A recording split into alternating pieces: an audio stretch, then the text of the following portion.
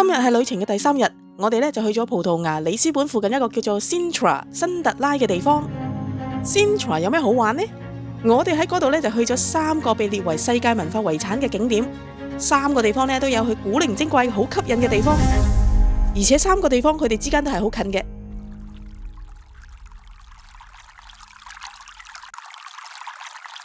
就係呢3個景點啦。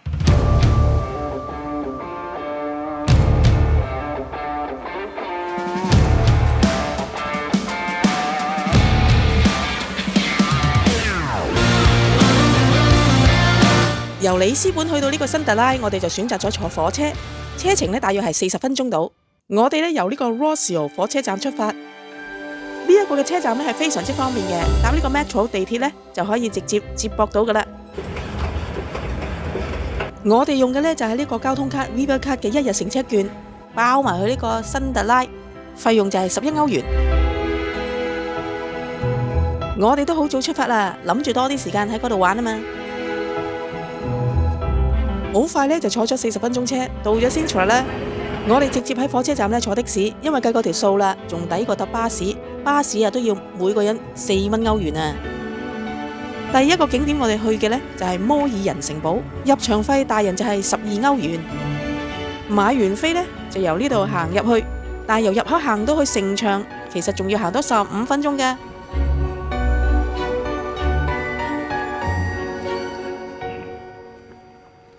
摩爾人城堡 Moorish Castle 係一座中世紀嘅城堡，由8、9世紀嘅時候當時阿拉伯人佔領伊比利亞半島嘅時候興建㗎，依家係屬於世界遺產 Sintra 文化景觀嘅一部分。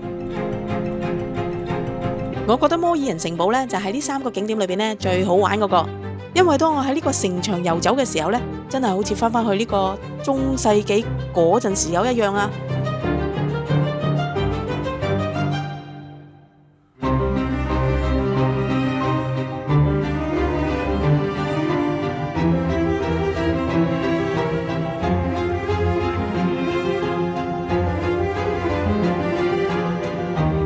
由呢個摩爾人城堡呢一邊係可以睇到我哋下一個景點 Pena Castle 呢個佩納宮，我哋依家就行去嗰邊啦。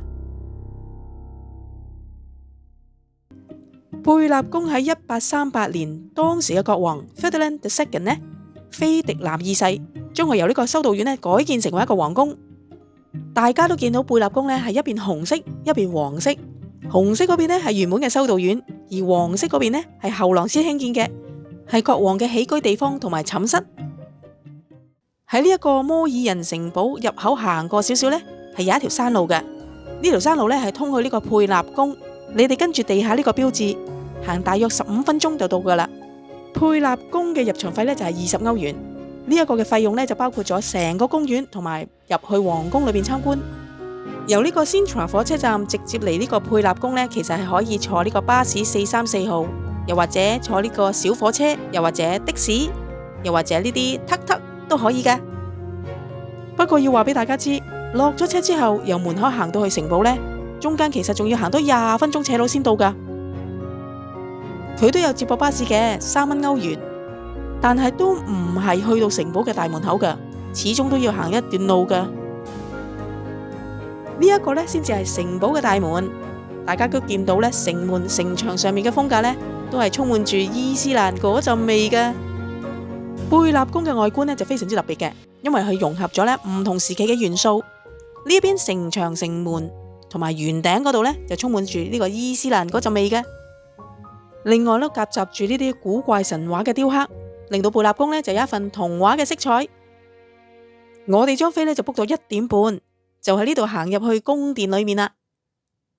買飛嘅時候要揀埋邊個時間入去參觀，買咗就唔好遲到啦。佢真係有人 check 飛噶。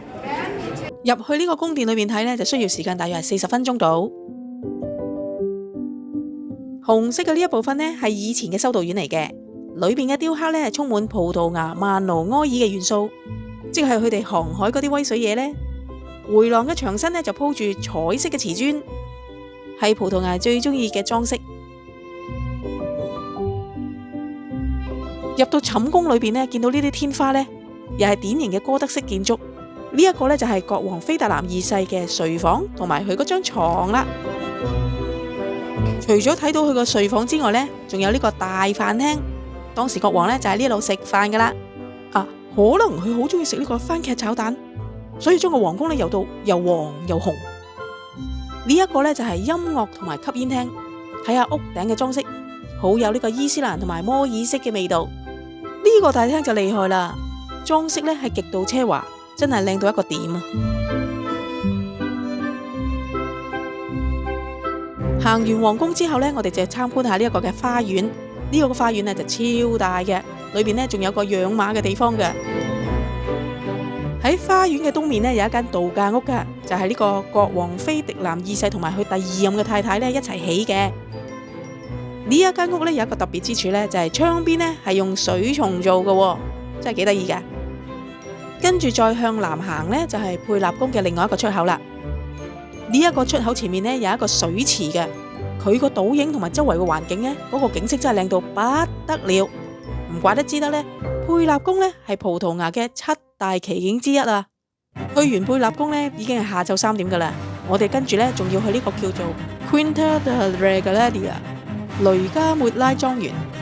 我哋坐呢一架呢，叫做 Tuk-Tuk， 我哋用咗20歐元呢去呢個雷加萊拉莊園。我就會建議大家呢，千祈唔好揸車上嚟，因為呢度呢係單程路，而且係山路，而且又冇乜位泊車。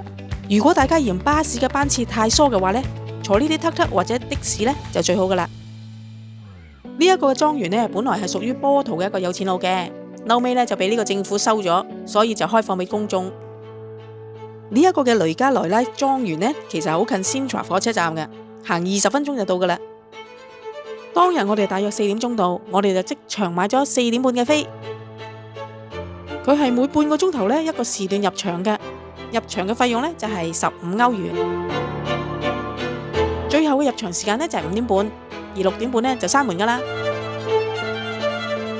園裏邊呢有好多得意嘅嘢，最有趣嘅呢就係一個螺旋水井。相傳呢個水井呢有好多秘密嘅。呢一度嘅建築風格呢多元化到呢，包括浪漫式、哥德式、文藝復興同埋呢個曼努柯爾式。可能我講完你哋都唔知我講緊乜嘢。總之就係好有趣同埋靚啦。原來喺呢個莊園望過去呢係可以望到摩爾人城堡噶。我哋因為唔係好多時間，所以呢就去咗最重要嘅 Initiation Well 創始之井先。呢一個嘅創始之井呢係有9層樓咁深嘅，井裏邊呢有螺旋形嘅樓梯，係通往底部嘅隧道。由呢一度望落去呢係見到27米深嘅井底，而井底呢係有啲符號噶。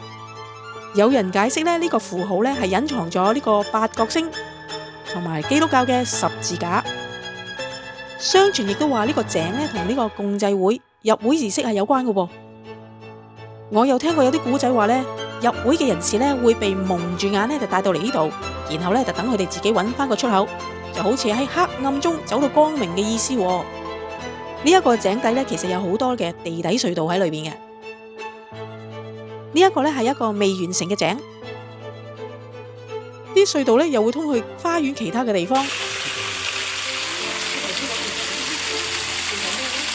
再行咗一陣，條隧道就去到出口啦。呢一個莊園呢仲有其他好得意嘅嘢嘅，我會覺得有啲似宮崎駿嘅天空之城咁啦。行落去呢又係另外一個嘅秘密通道。我哋嚟咗呢一個叫做 Leaders Cave 嘅山窿。呢一幅相呢係我網上面揾到嘅。咁幅相上面呢，山窿個頂呢係有粒大衛之星嘅，但係呢我哋喺現場呢就見唔到有啦。咁唔知係佢拆咗啊，抑或係幅相造假啦。至於呢一個像呢，有人有好多傳說嘅，我就唔一一再講啦。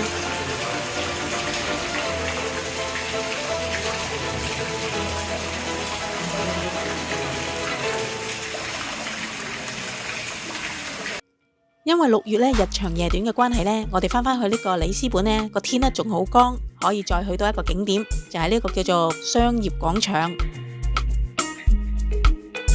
呢個呢係其實靠海邊嘅一個廣場嚟嘅。呢個廣場當時之所以興建呢，係代表咗里斯本係全國嘅經濟中心。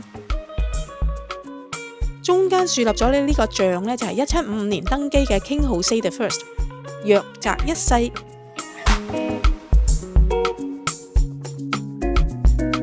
夜晚呢，我哋去咗附近食呢個葡萄牙海鮮飯。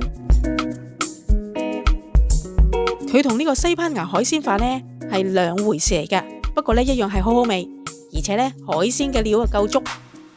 成餐飯我哋4個人加埋呢都係食咗55歐元，認真超值，我係會推薦俾大家嘅。下一集去咗我喺葡萄牙最向往嘅地方，我哋去咗葡萄牙最南面嘅地方 The Algarve 阿爾加維。